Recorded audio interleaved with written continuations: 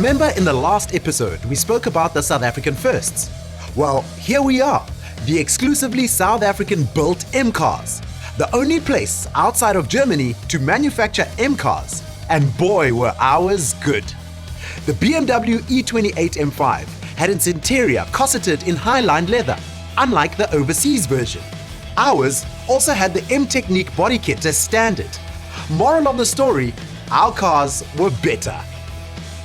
Driving in an E28 M5. Brings back the old days, hey? All the cars we raced, back in the days. When I arrived, I was confronted by the legend of BMW motorsport, Mr. Tony Viana. The late, great Tony Viana. He had two quite well-sized mechanics, and they were not too impressed that this sort of 25-year-old Englishman has rocked up and is now trying to tell them what to do. Uh-oh. It didn't go that well, and there was a little bit of conflict and confrontation. But then we saw eye to eye, and then I think Tony realized that I was actually here to help. We were running one Group 1 car, the 745, from a workshop in Odendaalsrus. And to me, the BMW brand, was so much bigger. Okay. So my thing was really to get more support from my bosses in marketing, and also more support from the board, and also to get more support from engineering, who are obviously a vital cog in the whole process. Basically at board meetings, I would sort of go on my knees, beg for money. Yeah, was it easy to get money out of them? No. It was never easy. No, it was always a problem with the finance department. We raced the 745 very successfully. Yeah. Tony was Group 1 champion that year. And then we actually raced the M5. But at the same time, the standard production car class had changed. At that time, we started to look at entering a 325i.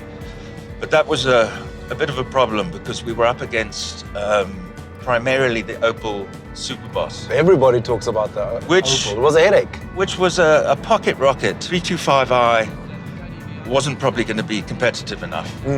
So that's when basically marketing, engineering, and Tony Viana, we got together, and we started having some preliminary meetings, and probably 6 months later, we then had a car called the 325i Shadowline. Aha, yes. But even that didn't go far enough. So it was back to the drawing board. So we went back a little bit, and then engineering, I think initially we're not that keen, but then they started to get very, very involved. And we had a guy, Jürgen Schussler, who played a huge part in organizing all the special components that we needed. And then he was working closely with engineering, with Theo Martin and dear old Uncle Jeff Goddard. And it actually helped to unify, I think, the two divisions. And the car eventually, was launched, very competitive. It had the 2.7 liter engine. It was a lot lighter than the previous Shadowline. And the racing was extremely close. Some circuits we would be on top, some circuits Opel would maybe have an advantage. But it was probably the best racing of saloon cars that I've been involved with. We never considered ourselves as a mass manufacturer. Yeah. We were a little bit more upmarket. And then what I did was to involve drivers. So that didn't go down that great with Tony. But I just saw that we can't have one car out there. So we need a proper works team, factory team.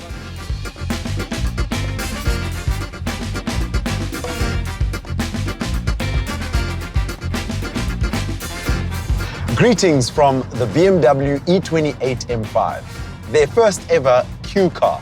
A wolf in sheep's clothing. That's the label that this car's always had. And you know why?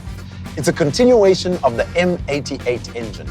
The same engine in the M1, driving right here next to me, and of course the BMW 745i. So that engine in this car made this car very fast.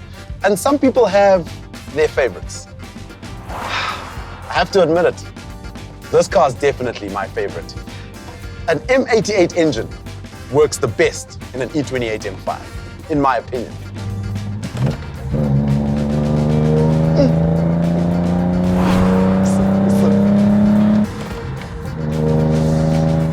It's the sound for me.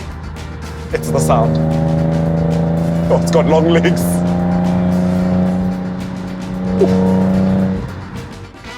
To achieve what BMW South Africa has done in 50 years shows an unwavering belief in its philosophy. Sheer driving pleasure has remained core to its DNA. And consequently, it continues to produce some of the most electrifying cars this country has ever seen. Oh! Man, I'm so lucky. Man, I'm so lucky. BMW has kept its customers grinning like school kids, whether they're CEOs or wannabe boy racers. Hello from the E36 M3. The first M3 South Africans were actually able to buy. It came with a groundbreaking double Vanos engine. Ha! What a dream and what a great car to drive. If you own one, you own a classic piece of metal history. This one, the 4-door, came with 6 gears, versus the 2-door was 5 gears. Which one would you pick?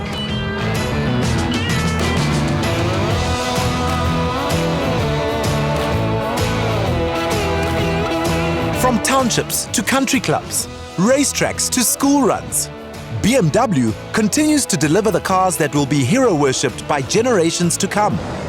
You don't have to look backwards 50 years to find the good old days of BMW. Because if you're driving a BMW, these are the good days.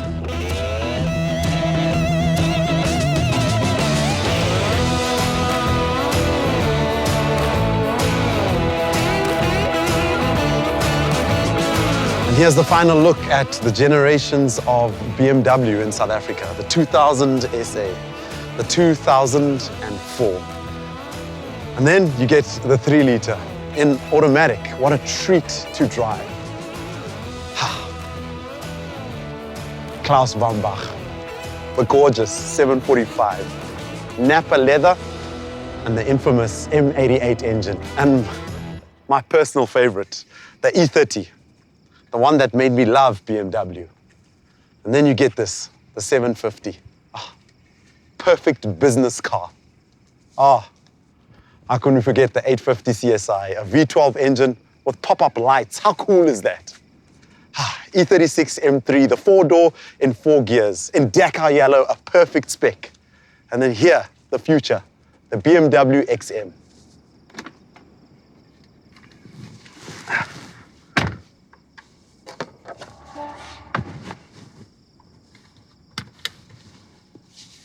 Here's to another 50 years.